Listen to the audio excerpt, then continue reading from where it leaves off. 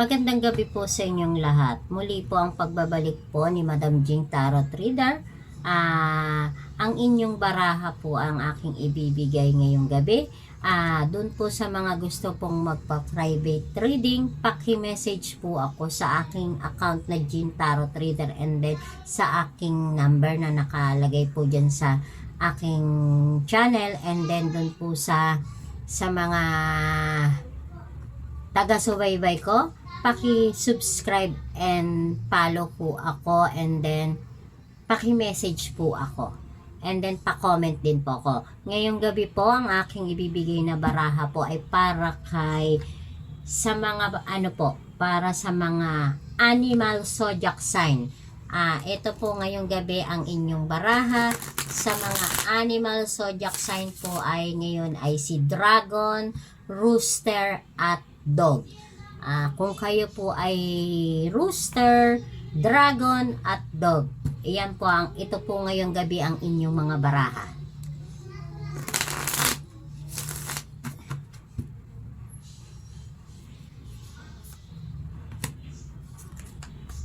Sinasabi po dito ng inyong mga baraha ngayong gabi ay kayo ay papalarin.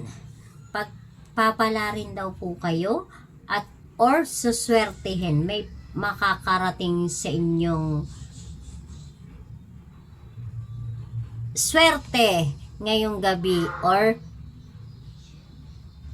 naaayon sa inyo ngayon ang inyong kapalaran.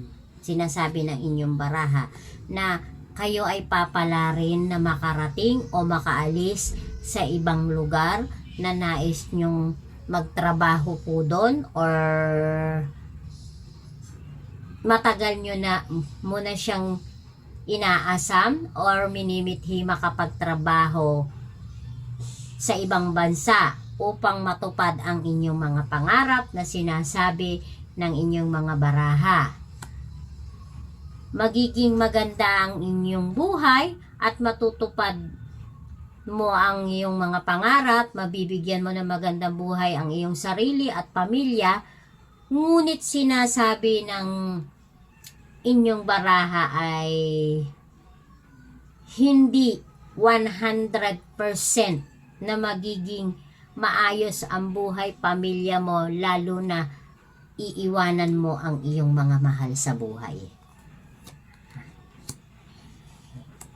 Sapagkat hindi nga 100% ang binibigay ng inyong baraha na magiging masaya, malungkot, ang inyong magiging kapalaran bilang sa journey nyo, bilang pag-alis ninyo sa papuntang ibang bansa.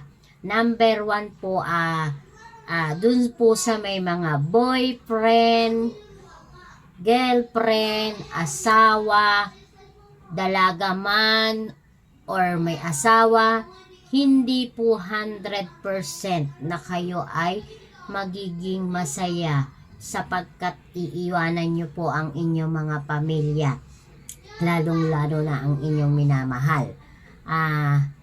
Kahit isama mo pa ang mga sinasabi po dito ng inyong mga baraha na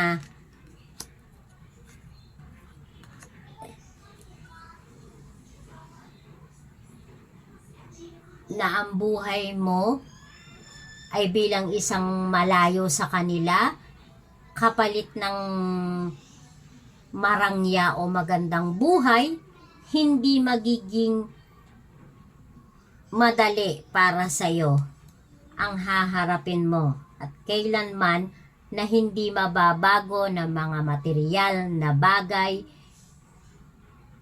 or matatakpan ng pangangailangan or pag-aaruga ng mga mahal mo na ibibigay mo sa kanila ng dahil sa pagtatrabaho mo sa malayo.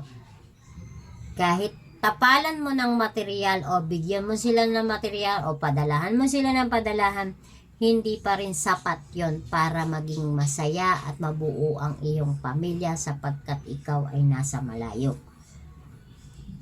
Pero po, sinasabi nga ng inyong baraha, makakaalis ka ngayong buwan or sa susunod na buwan kung ikaw ay nag-apply na bilang pa ibang bansa or paalis, ikaw ay makakalayo na at makakaahon ka na sapagkat magagrand na ang iyong wish na minimithi na matagal na. Ngunit huwag kang umasa na 100% na mabubuo ang iyong pamilya. Yan po, muli po. Para naman po sa mga lucky number for the day is number 25, 36, 42, 15, 9, and then 20. Uulitin ko, lucky number for today is 25, 36, 42, 15, 9, and 20. And then naman po dun sa mga guhit ng palad, muli po nating ibigay ang inyong mga guhit ng palad na kayo po ay may guhit na palad na sinasabi. Ito po yun. 1, 2, 3. Yan po yun guys ha. 1, 2, 3. Yan po yung may mga guhit na palatandaan na pighati at pasakit ang inyong kapalaran sapagkat may tanda po kayo ng 3 linyang paganyan. Tandaan nyo po ha, 3 linyang paganyan. 1, 2, 3. Napighati at pasakit po kayo sa inyong mga buhay, kalbaryo, asawa, anak.